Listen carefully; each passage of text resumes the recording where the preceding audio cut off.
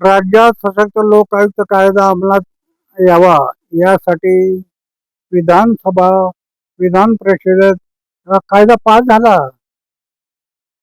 आम्ही एवढा त्याच्यावर जोर दिला, पास झाला.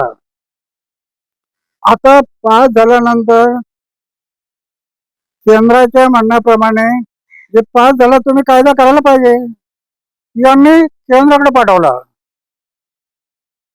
आणि ते केंद्राकडे गेले आणि अजून पडलंय आणि हे त्याच्यात काही करत नाही. ते तर तुम्ही करायला पाहिजे, नाही तर त्यांनी करायला पाहिजे. जनतेचा प्रश्न आहे, जनतेच्या हितासाठी येते.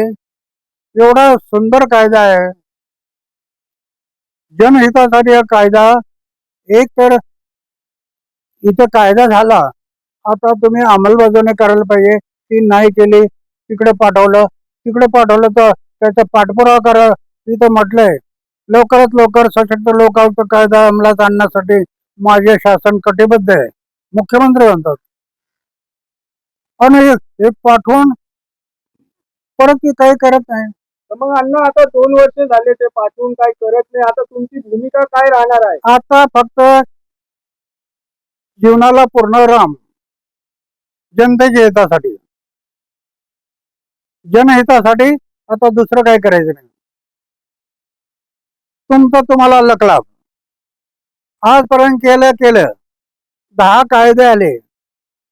माहितीचा अधिकार, दप्तर दिरंगाई, बदल्यांचा कायदा, 10 कायदे आले. हा सशक्त लोक आयुक्त कायदा व्हावा ही आमची अपेक्षा होती.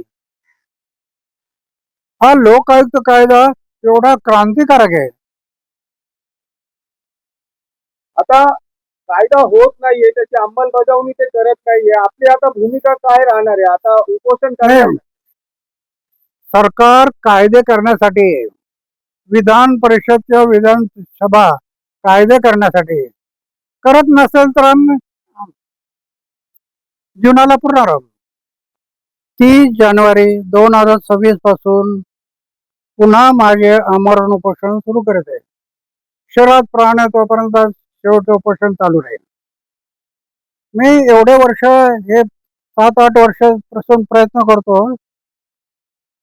तुम्ही जनहिताच्या कामासाठी जर बसलात आणि कायदे जर जनहिताचे असतील तर का करायला अडचण आहे? काय कायदे करण्यासाठीच बसलात नाही.